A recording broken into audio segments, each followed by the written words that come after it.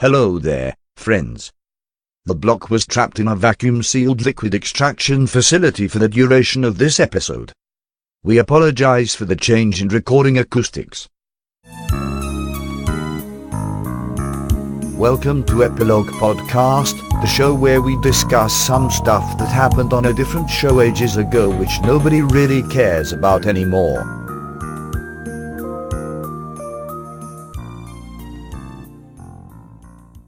Hi, I'm Portponky. And I'm LeBloc. Today, we're discussing Farscape, Season 3, Episode 19. I-Yensch, You-Yensch. Rigel and Scorpius strike a bargain whilst being held hostage by morons. Team Moya decide what to do with the increasingly unstable Talon. Morons? You're harsh. But yeah, they're morons. They went to commit a very serious crime and didn't have any plans other than the one where everything goes swimmingly. If everything went swimmingly, then it wouldn't have been a problem. Yes, and I wouldn't be calling them morons. It was not just that the plan went wrong and they didn't know what to do. They were also very badly manipulated by Rigel and Scorpius. Those are two pros at manipulation. Yeah, they got pretty unlucky. This is my favorite use of Rigel when he's manipulating people. We have mentioned a few times that Rigel hasn't had a good sort of secret hero moment. Oh, he's had a few this season, but he's slightly been sidelined. Not here. Often paired with Stark as a kind of awful comedy duo. But yeah, here's his episode, his chance to shine. In multiple ways. He figures out what those guys are up to. He uses that weapon from Scorpius's head. Yeah, Scorpius had a weapon inside his brain. If anyone is going to, it's going to be Scorpius. It's both surprising and unsurprising all at once. I'm more annoyed it didn't occur to me that he would store a weapon in his head. I wonder if it's because John tried to put a bomb in his head all those episodes ago. How would having a weapon in there prevent a bomb? Because when he opened it, he would have had a weapon. It seems like he got attacked in a vulnerable way, and now he has a hidden, concealed weapon in the same vulnerable spot. I understand that bit, that he was rattled by the event, but it doesn't prevent what John tried to do. No, it doesn't protect against that specific situation. Yeah. But it means that the vulnerable point has this is like an ace up his sleeve. Wouldn't you feel safer if you had a gun in your brain? Maybe. It is interesting to think of Scorpius being uneasy about something, that something John did caused him to change his habit, even in a tiny way. I only brought that up because he is really methodical. Right, he wouldn't randomly throw a weapon into his brain. If he thought of it, he might.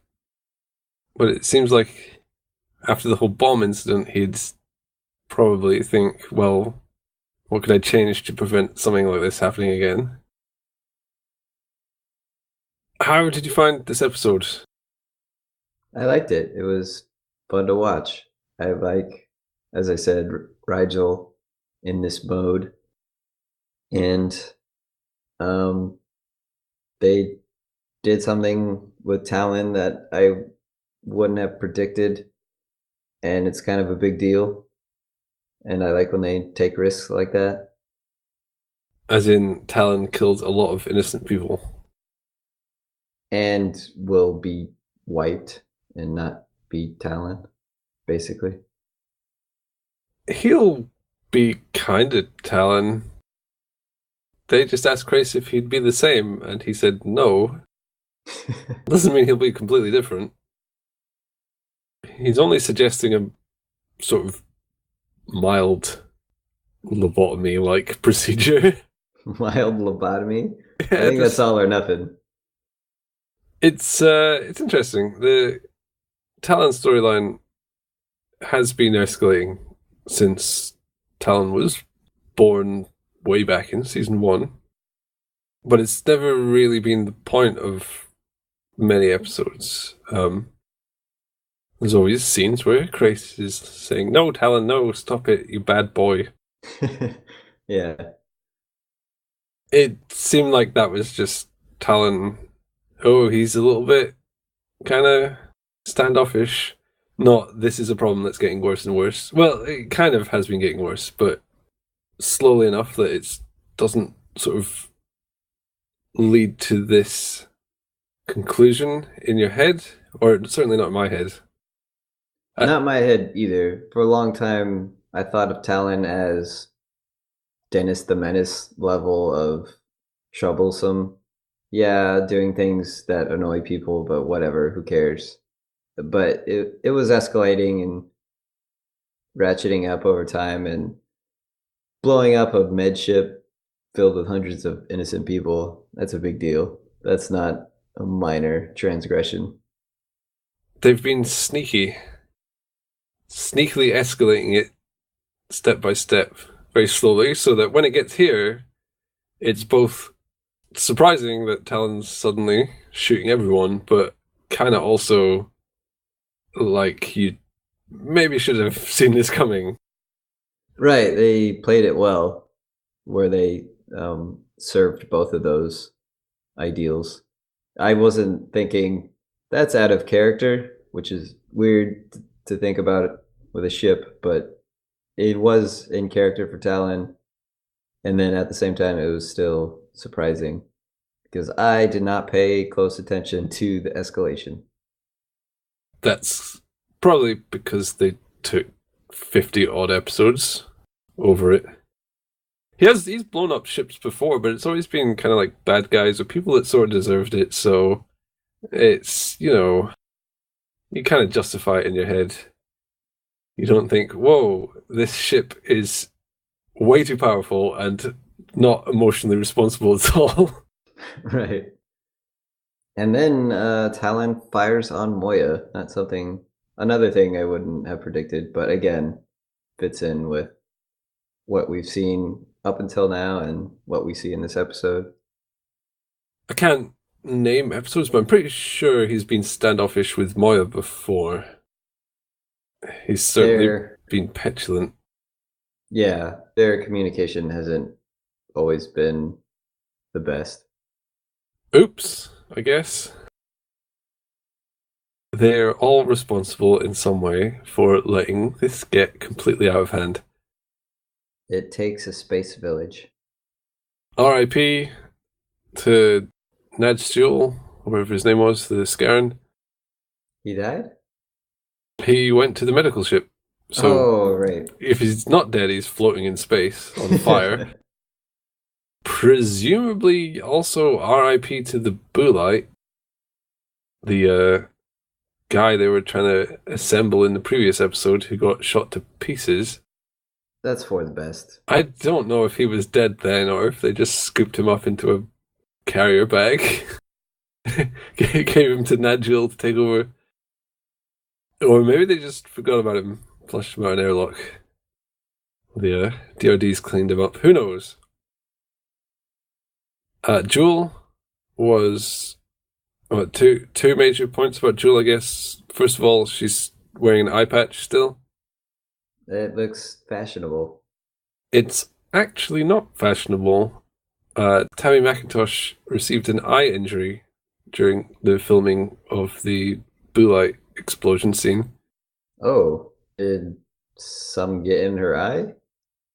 She said, I got Bulite in my eye. She actually got a paint fleck in her eye. Ooh.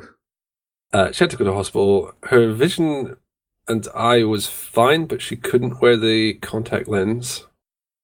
So they gave her an eye patch. So does that mean she's going to wear that thing forever, or her eye color is going to change and they're going to explain it with the blue light? No, it's not a permanent injury. Oh, okay. She just couldn't wear the contact lens whilst it's healing. Got it. I thought you just spoiled something for me. Oh, well. No, I don't think so. I maybe spoiled eye patch wearing, but she could wear it after her real eye was really healed. I don't know. Other than the eye patch, which makes her whole dress look overly sort of bondagey. Sometimes Gianna's visions are so broad that they're pointless, and sometimes they are specific enough to be useful. And she has both in this episode. She sees peacekeepers, which, okay, there are peacekeepers everywhere. And if that's all you see, that's not helpful at all. You don't know where they're going to turn up. And then the useful one was she saw herself grieving for Jewel, and she stopped her from joining the midship. Also, about the peacekeepers, John is planning to go and meet the peacekeepers. Dargo and Rigel went to meet the peacekeepers. Like, seeing peacekeepers isn't that revealing when they're directly interacting with them. The Jewel one was handy, but Shanna's a bit unhinged about this ability. To be clear, I'm not complaining. I'm not saying all of her visions should be useful. I actually like this, that some of them are not useful, that she doesn't have a handle on this, whatever is going on.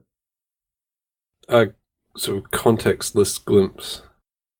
She even regrets that she didn't know that the medship would get blown up, or she could have potentially saved a lot of people. Right, there's that tension too.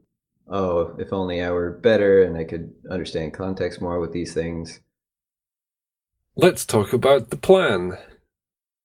Or the part of the plan that we have seen. Scorpius produced I-Yensch bracelets. Those are cool. I like those a lot. Another little thing that made me like this episode. It's a little sci-fi thing. Mirror impulses. This person feels what that person feels. Kill that guy, the other guy dies. That's a cool thing that you only get with spaceships and aliens and stuff. It raises a whole load of moral questions, but Farscape isn't usually that kind of show. So they'll probably just use it for space dickery. Which is what they did here with Dargo punching himself, punching Braca. Rigel headbutting Braca and smirking like he's the bee's knees. It made me think how strange that sensation would be to punch someone and then you immediately feel that pain. What if you kissed them on the lips? What would that would be really confusing. They also swapped them onto the rubber guy, and Dargo headbutted himself. I was happy to see that Rigel saved those things, so hopefully they come up again. Well, that's the plan. They're going to put one on Scorpius and one on John. I mean, they might not, but that sounds too tempting. You can't mention that and not do it. You can't say Scorpius and John are going to be linked by their very sort of nervous systems, and then say, actually, no. And he brought the I-Yensch bracelet to John at the end. Once they are connected, if they end up connected, John will hurt himself just to see Scorpius squirm. I could see that so clearly. That has to happen. Do you think John would hurt himself, or do you think Scorpius would hurt himself to see John squirm? Who would... I think John hurting himself is way more likely. John is severely troubled in a lot of ways, so that does make sense. He's basically got a whole host of different forms of sort of PTSD kind of things going on at this point. He's got Harvey. His life is completely ruined. He's treating this whole peacekeeper plan like some kind of suicide mission. I don't know, maybe not suicide mission, but he seems sort of vacant about it. He has nothing to lose. At least that's the mentality he's taking. He's at a low point, I think, especially after the twin Johns, how badly that rolled for him. He's the lucky one, but he doesn't probably feel that lucky. Nope. So he's in a pretty bad place, and he's going to just go ruin Scorpius's research. So yeah, I would say, yeah, John's probably going to start punching himself in the face as soon as the bracelets are on. He's no stranger to torture. Sadly. Are either of them going to hold a gun up to their own head? That's so cliched. It's an obvious move to make. I hope it doesn't happen, but I could see it happening easily. John has held guns up to his own head numerous times. And here he'll have the added benefit of killing Scorpius. So that has to be tempting. Tempting? Well, as a last resort, perhaps. I don't think he's suicidal, though. No, but really doesn't like Scorpius. He does not like Scorpius. He is not a fan. And he potentially has sort of danger of blindness right now. There was a thing that happened in this episode 2 different times, and it's usually done really bad, but one of the times it was actually done pretty well, which is where a character in a tense situation, such as a hostage, whispers or secretly tells another character information. I don't remember this.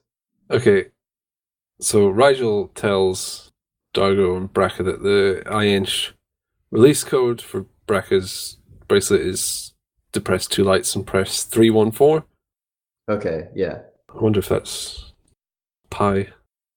And when he does that, it's just the usual. He's like, press 314! And the hostage takers are yelling, oh, hey, stop that.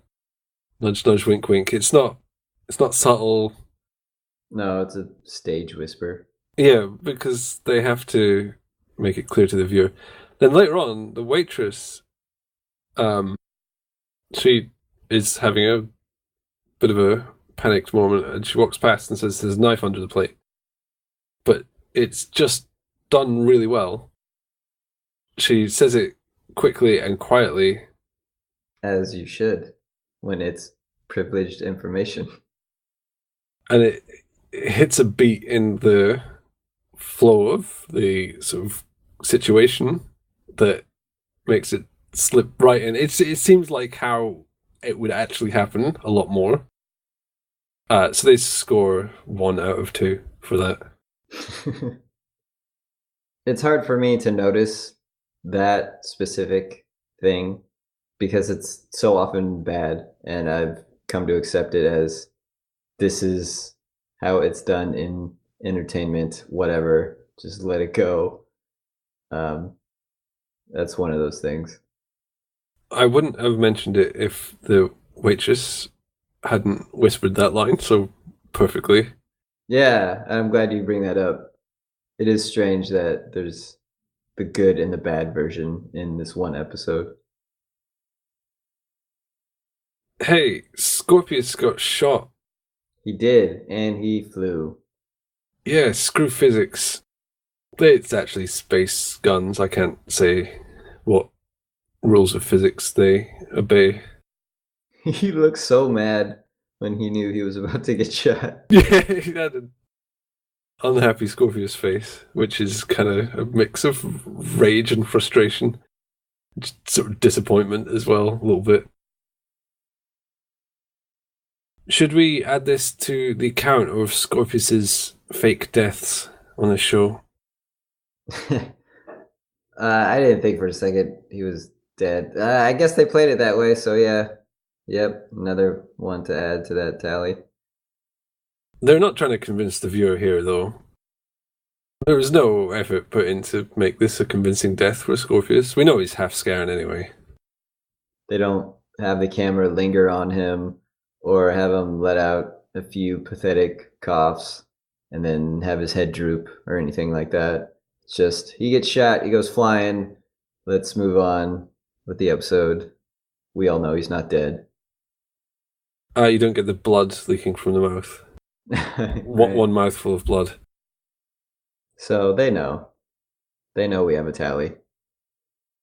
I can't actually remember how many it is. Probably about 10. Probably. Do you have a quote from this episode? We can still work together, John. We always did that well. Oh, it's Aaron. Jeez. Really? You had to think about it? No, I thought, because John's going to be working with Scorpius. We didn't. They do work together well. At least Harvey and John do.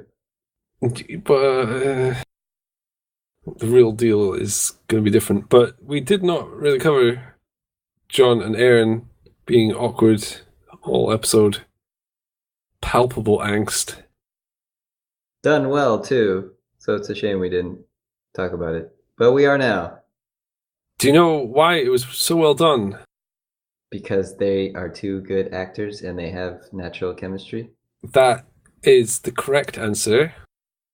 But I'm still going to read out this trivia.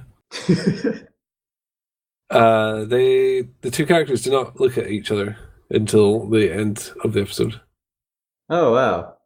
That I would never pick up on that. Worked well, at least. They got the results. Avoiding eye contact, body language. Stuff that we pick up as humans, even if we're not aware of it. So them being aware of it and putting it into their performance, you just pick up on it, even if you don't realize that they're not looking at each other or whatever specific body postures they have. It's that, and mostly the thing he said about them being talented actors. They're so good. It does make me wonder if they didn't have chemistry, would they just write around that or lean into it and say, whatever, this is terrible, but this is what we want to do with these characters? I suppose it has to be kind of both. When they started the show, they had no specific romantic plans. That's good. Because if they don't have chemistry, then you can't write that effectively. Yeah, if they had written John falling in love with Zan, them being in love with that would not have worked. Not that they were bad together, they just didn't really fit together. They're not, even if Zan's character would be different, I don't think they had the right kind of chemistry. So you chastise those dudes for not having a plan, but sounds like the writers didn't have a plan and it worked out well. Their plan was to improvise. They were taking on a known improvisational risk. That's very different from not having a plan, which is, yeah, that's bad. Plus, writing a TV show is different from committing arson and insurance fraud. Are you sure? I've actually never written a TV show or committed arson or insurance fraud, so I'm not really an expert. But I would assume they are different skill sets. I would assume there's a lot of overlap for success in any of those. Well, maybe the fraud in the writing I could see, but arson? Oh, one final thing. Can I just point out that the chef was called Foodie? I didn't pick up on that. That's terrible. Now I like this episode less. Is it terrible? Why can't he be called Foodie? It doesn't necessarily mean that it's that. It maybe just sounds like that in English. I know it could be Fudy or something. I know it's not. It's too close to our language, though. I don't like it. It's that, especially with a V. Voodie. But it sounds like Foodie. Doesn't matter, he got killed anyway. R.I.P. He was trying to commit fraud. I don't feel bad for him. He also tried to... he also brought a knife to a gunfight. So that's why they have that saying. Let's go on to the next episode. It's going to be exciting, I would imagine. It has to be. It has Scorpius. I assume. We're assuming a lot of things which are fairly obvious to the point of almost being entirely spelled out in this episode. Let's do it. Doing it.